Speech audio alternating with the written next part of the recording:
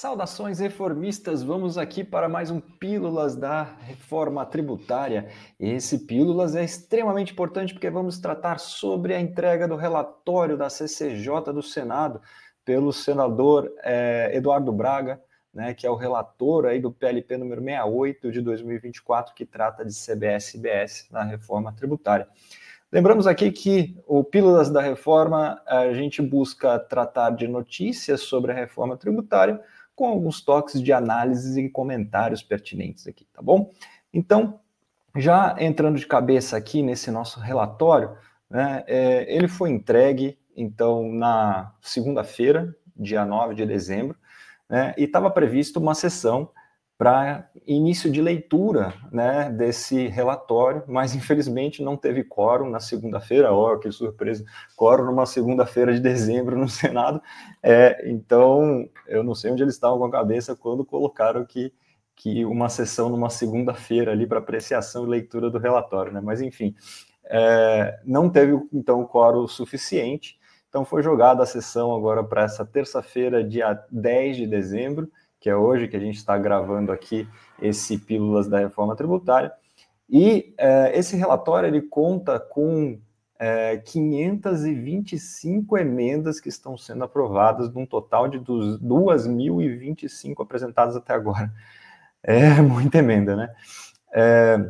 E ainda, o relatório ele analisou apenas 1.999 emendas, tem mais 26 que não foram consideradas, porque elas foram protocoladas no dia 6 de dezembro, na sexta-feira passada, quando o relatório já estava pronto. Mas essas 26 emendas devem ser objeto de análise hoje e amanhã, quando está prevista a votação, né? Então, de fato, hoje, ao meio-dia, né, foi iniciada a leitura do relatório na CCJ. Amanhã, às 10 da manhã, já vai ter a votação do relatório na CCJ. Aprovado na CCJ o relatório do PLP 68, ele vai à votação no plenário do Senado. A votação está prevista para as 14 horas, às 2 da tarde. Então, vamos passar aqui rapidamente sobre as principais alterações que a gente identificou aí nesse relatório da CCJ. Primeiro, vamos começar falando sobre a questão da trava de 26,5% da alíquota. Essa trava está prevista no artigo 472 desse último texto que foi entregue. É uma trava ali que vai ser feita uma análise quinquenal aí de todo o período de transição para que a alíquota de CBS e IBS somadas não ultrapasse o teto de 26,5%. Esse teto foi instituído ali pela Câmara, é um teto ali para a gente não ser o IVA maior do mundo, né? Porque a Hungria sustenta esse título hoje de 27%, mas estamos falando de IVAs cristalinos, porque o IVA do Brasil atualmente ele passa tranquilamente esse teto da Hungria, só que a gente não tem a transparência do quanto a gente paga de carga tributária, mas efetivamente posso garantir que é mais do que esse teto Hungria de 27%. Então vamos ter um teto de 26,5%, ele vai precisar ser observado, né, quando lá nessa avaliação quinquenal, e o que está se cogitando aí já no relatório da CCJ é a possibilidade de alguns ajustes futuros para tornar a trava mais rigorosa.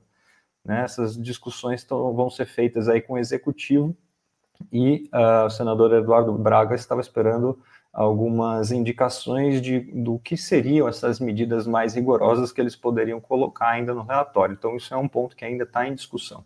Tá? Um segundo ponto aqui bem importante é a questão de plataformas digitais no split payment. Né? A gente tem aí um cenário agora de inclusão dessas plataformas, elas já têm uma responsabilidade solidária ali de todas as operações que são feitas por meio das plataformas digitais. Você tem um artigo específico sobre isso, e agora estão colocando essas plataformas também dentro do split payment.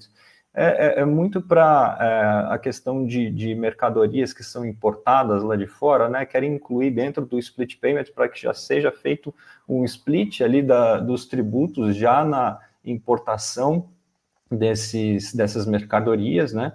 Então, ali, como não será necessária ali a consulta de créditos de alguém que está vendendo mercadorias para o Brasil, que o Brasil está importando essas mercadorias, Então, na prática, você vai fazer um split do valor cheio, sem qualquer consulta de crédito, mas estão garantindo, então, que, na verdade, as plataformas digitais elas vão ter que estar dentro do sistema do Split Payments. Essa é uma novidade que foi colocada nesse relatório da CCJ.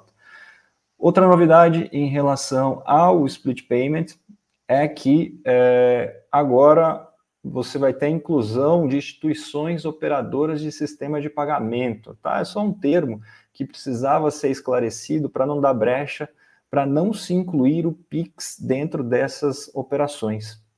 O Pix é um sistema de transação importante e da forma que estava o texto, ele só constava a questão de arranjos de pagamento que dava margem para o Pix ficar de fora. Então teve só uma adaptação da legislação ali, do PLP 68, para que se possa considerar o Pix dentro do Split Payment, uma adaptação realmente importante. Foi criado também um mecanismo para se garantir que todos os meios de pagamento praticados no varejo, eles entrem dentro do sistema do Split Payment ao mesmo tempo. Isso aqui é importante para não dar brecha de que, vou incluir só cartão de crédito, cartão de débito no Split Payment e deixar em aberto, pagar com boleto, pagar com Pix. Isso naturalmente haveria uma migração de pagamentos para aquilo que estaria fora do Split Payment, porque o Split Payment é um pouco mais rigoroso ali na questão da quitação dos tributos, poderia dar mais margem para fraude. Então, essa medida é importante para se garantir que todos os meios de pagamento vão entrar ao mesmo tempo dentro do Split Payment e evitar migrações ali de comportamentos de consumo no ato do pagamento. Próximo tema importante, questão de medicamentos com alíquotas zeradas, né? Foi incluída aí a isenção de CBS e IBS para alguns medicamentos destinados a tratamentos oncológicos, doenças raras, DSTs, AIDS, programas de farmácia popular.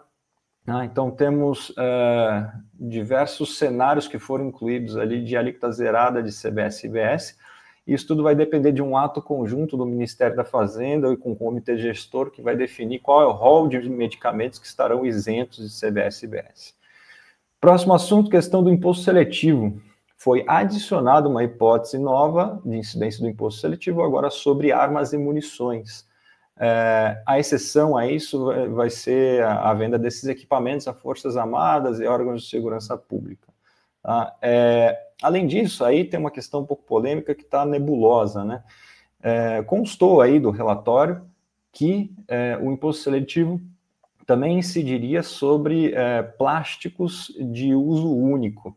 Estamos falando de talheres, pratos descartáveis, sacolas plásticas. Isso tudo poderia dar aso a muita discussão, mas a verdade é que constou do relatório, mas em uma entrevista coletiva feita pelo senador Eduardo Braga, ele falou que foi um equívoco constado do relatório essa questão do imposto seletivo sobre esses produtos plásticos descartáveis. Então, me parece que não vai constar do texto, eles vão fazer essa retificação, mas ainda não temos a conclusão a respeito disso. Então, isso está um pouco no ar, está um pouco nebuloso ainda, vamos ver como se desenvolve essa questão. Em alterações na tributação de bens imóveis, isso teve uma alteração substancial, tá? Teve um aumento do redutor de alíquota de 40% para 50% na alienação de bens imóveis, estamos falando da alienação, né? Então, e falando de locações e arrendamentos de até 90 dias, né, o famoso Airbnb, eles seguem o regime de setor hoteleiro. Então, eles vão contar com a redução de 70% nas alíquotas. Tá? Definição de regime caixa para locações no cálculo de IBS e CBS. Então, isso também é uma alteração importante na parte de tributação de bens imóveis. Questão de fornecimento de energia elétrica. A gente teve aí uma alteração extremamente importante, que é a incidência de IBS e CBS apenas no momento do consumo. Do jeito que estava o texto, você poderia incidir CBS e IBS quando ocorresse ali de fato o consumo ou quando você tivesse o desembolso financeiro por aquela operação. Agora, exclusivamente na questão do momento do consumo. Isso é extremamente importante para o setor, principalmente em questão de impacto de fluxo de caixa. Vamos ter simplificação na tributação das operações de energia. Vai ficar tudo muito mais fácil com algumas alterações que foram feitas.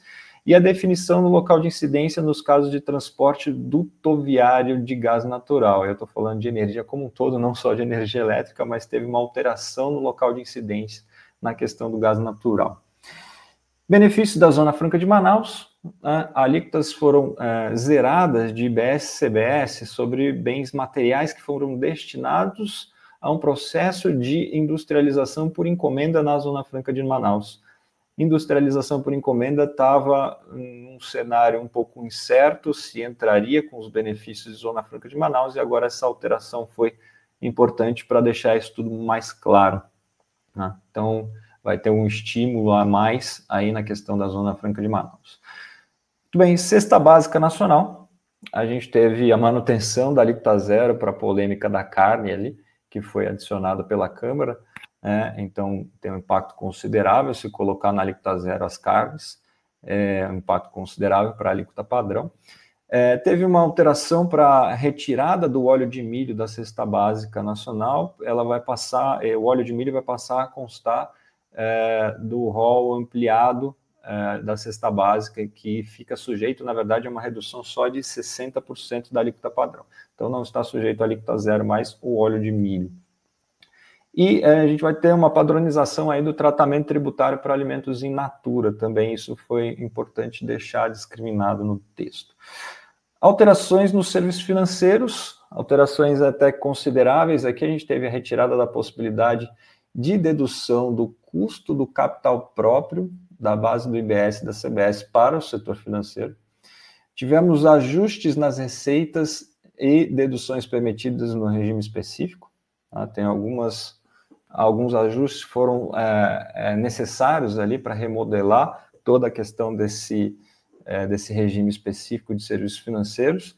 E teve a inclusão de novos serviços financeiros e detalhamento nas operações abrangidas, tá? Então, algo um pouco mais genérico, mas essa parte do custo do capital próprio foi uma alteração relevante, então precisa ficar atento aí a essa retirada da possibilidade de dedução.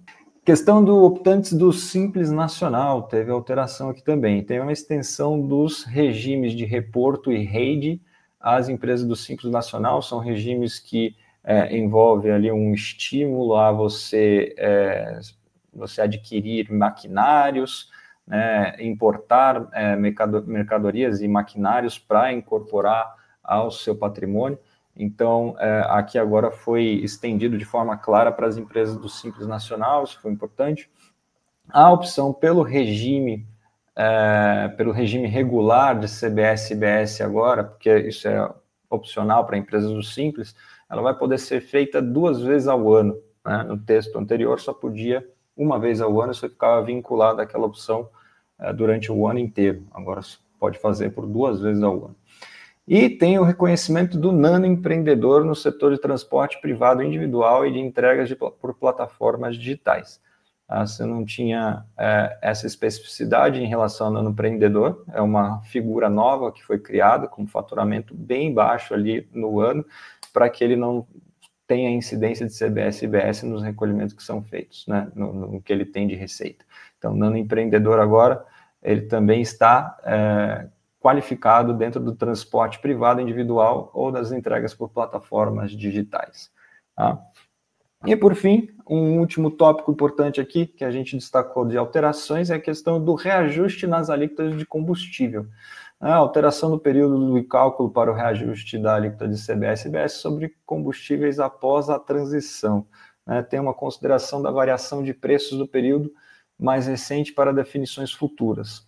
Então, algumas alterações mais genéricas sobre essa questão dos combustíveis a gente destacou aqui, que foi identificado no texto.